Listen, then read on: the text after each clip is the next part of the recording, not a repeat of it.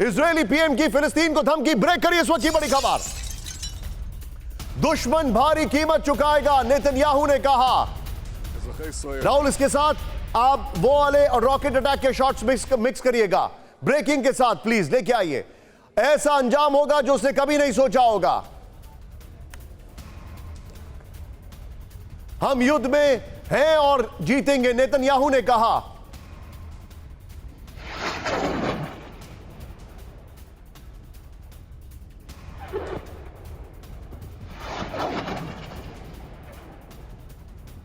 कि प्रधानमंत्री Benjamin Netanyahu का बड़ा बयान, यह बड़ी खबर है आपके सामने।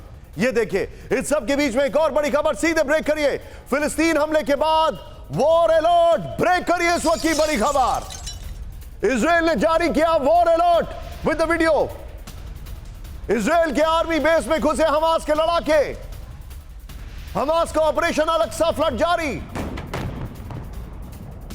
सीधे आइए, बिग वॉल पर आइए राहुल। बिग वॉल के साथ बगल में नेतन्याहू की ब्रेकिंग और शॉट्स विद हिज शॉट्स। ये दिखाइए नेतन्याहू के युद्ध की तैयारी के लिए इजराइल ने जारी कर दिया अलर्ट। ये बड़ी खबर मैं आपको दिखा रहा हूं। युद्ध की तैयारी के लिए इजराइल ने अलर्ट जारी किया है। फिलिस्तीन के मिसाइल हमले के बाद इजराइल का वॉर अलर्ट। इजराइल ने लोगों से घरों के अंदर रहने की अपील की। साउथ और सेंट्रल नेतन्याहू की ब्रेकिंग और नेतन्याहू के शॉट्स, आई सेड साउथ और सेंट्रल इजराइल में सभी इमरजेंसी सेवाएं अलर्ट पर हैं। हमास को इजराइल पर हमले का अंजाम भुगतना होगा, आईडीएफ ने कहा है। बड़ी खबर एक और, ब्रेक करिए। इजराइल ने मोबिलाइज की अपनी सेना, ब्रेक करिए इस वक्त की बड़ी खबर। इजराइल ने अपने रिजर्व सैनिकों को बुलाया, ब्रेक करिए विद द वीडियो। इजराइल का हमास पर ऑल आउट वॉर का ऐलान। इजराइल हर तरफ से करेगा बड़ा हमला। यह बड़ी खबर मैं दिखा रहा हूं आपको। ये तीनों ब्रेकिंग राहुल लीजिए, तीनों शॉट लीजिए और अनुज माथुर सर के पास चलिए। Anuj sir, this is really really big. Israel ने वॉर का ऐलान कर दिया है और इस वॉर का मतलब क्या हो सकता है सर? देखिए निशांत, मैं आपका ध्यान 15 सेकंड के लिए 1973 और यौम किप्पुर वॉर की तरफ ले जाना चाहता हूँ। यही हुआ था। इजिप्ट ने 100% सरप्राइज हासिल किया था। इम्प्रेग्नेबल लगने वाली बात किया था और 5 अपने 6 डिवीजन अपने आगे पहुंचा दिए थे। लेकिन अंत में 20 दिन के अंदर अंदर पूरा का पूरा युद्ध जो है इजराइल ने जीत लिया था। अब आप देखेंगे इजराइल के द्वारा काउंटर, और जो काउंटर होगा, इन्होंने सरप्राइज हासिल कर लिया, इन्होंने जो करना था कर दिया। अनुज सर, मैं आपसे एक बड़ा सवाल पूछा हूं। अनुज सर, आप मुझे एक बात बताइए। कई लोगों ने बड़ा माखौल उड़ाया, बड़ा मजाक उड़ाया कि हमारा चैनल हमेशा वर्ल्ड वॉर का जिक्र करता है, यह जिक्र करता है। सर, यूक्रेन और रशिया में युद्ध चल रहा है, नेटो रशिया से लड़ रहा है। हम यहां पर क्या देख रहे हैं कि यहां पर हमास इजराइल की एंट्री इस युद्ध में हो चुकी है। हम क्या देख रहे हैं, नॉर्थ कोरिया ने सीधे सीधे थ्रेट दे दिया है न्यूक्लियर वेपन का और टेस्टिंग कर रहा है। हम क्या देख रहे हैं इस वक्त कि पाकिस्तान और अफगानिस्तान में जंगी हालात हैं। क्या ये वर्ल्ड वॉर नहीं है सर? बिल्कुल बिल्कुल, ये जो आपने गिनाया वो तो डायरेक्टली जो इन्वॉल्व है लड़ाई में। उसके अलावा पूरा नाटो, पूरा अमेरिका, चाइना, ताइवान, हर जगह टेंशन है। और ये बात जो कह रहा है वो सही नहीं है। आप सही बात रिपोर्टिंग कर रहे हैं, आप कोई वॉर को बढ़ावा देने वाला काम नहीं कर रहे हैं। ये मैं आपको एग्जैक्टली सर, क्योंकि ये हम सभी को अफेक्ट करेगा, ये इकोनॉमी को अफेक्ट करेगा, परेशान करेगा पूरी दुनिया को। Absolutely, sir, be with me।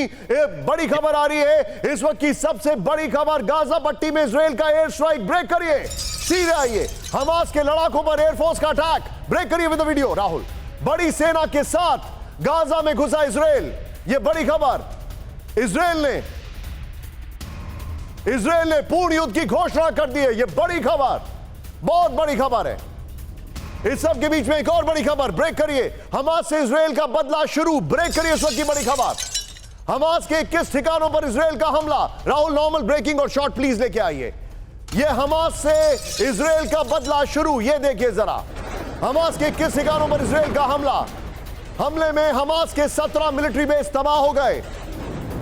Hamas के 4 ऑपरेशन कमांड पर हमला। यह देखिए, इजराइल ने वीडियो रिलीज किया है। इजरायली एयरफोर्स का हमास पर हमला, ये इजराइल ने वीडियो रिलीज किया है। प्लीज लोकेशन में मेंशन करिए। इजराइल ने वीडियो रिलीज किया। ये इस वक्त की बड़ी खबर, ये बड़ी खबर, ये देखिए सामने। और राहुल, मैं चाहूंगा ये ब्रेकिंग और शॉट के साथ क्विकली सुमित के पास चलिए। सुमित, ये बहुत बड़ी खबर है, this is really really big. मैं आपसे जानना चाहता हूं लेटेस्ट क्या इनपुट आ रहा है। इजराइल ऑल आउट शुरू कर चुका है, उनकी प्रायोरिटीज क्या है? पहले हॉस्टेजेस को बचाना, बॉर्डर को बचाना, अपने मुल्क के अंदर जो लोग घुसे उन्हें बाहर निकालना, या काउंटर अटैक करना? मुझे लगता है they are doing all three together. बिल्कुल बिल्कुल, आपने बिल्कुल ठीक कहा, क्योंकि निशांत उनकी स्ट्रेटजीज भी ऐसी है। सबसे पहले उन्होंने उन इलाकों को, उन पिन पॉइंटेड लोकेशंस को टारगेट करना शुरू किया है जहां पर उनको लगता है कि यहां से ही हमास ऑपरेट कर रहा है। दूसरी इंपॉर्टेंट बात यह है कि उन इलाकों के अंदर अपनी जो मिलिट्री एंड ग्राउंड मिलिट्री है उनको लगातार भेजकर उन इलाकों को डोमिनेट करे जो उनके हाथ से निकल गए हैं। तीसरा सबसे इंपॉर्टेंट पॉइंट है कि जो उनके लोग पकड़े गए, जो POW आप इनको कह सकते हैं प्रिजनर्स हमास ने बना लिया है, उनके साथ बातचीत करना, क्योंकि हमास ने जब इनको कैप्चर किया था वीडियो के साथ साथ यह भी रिलीज किया कि हम चाहते हैं कि ये गाजा पट्टी से निकल जाएं। तो ऐसा लगता है कि हमास भी चाहता है कि नेगोशिएशन हो। फिलिस्तीन के जो लोग पकड़े गए हैं, लोग भूल रहे हैं सुमित वो विमान की क्राइसिस जिसका नाम है NTB। कैसे सफाई कर्मचारी बनकर मोसाद अंदर घुसा और सबको उसने खत्म कर दिया।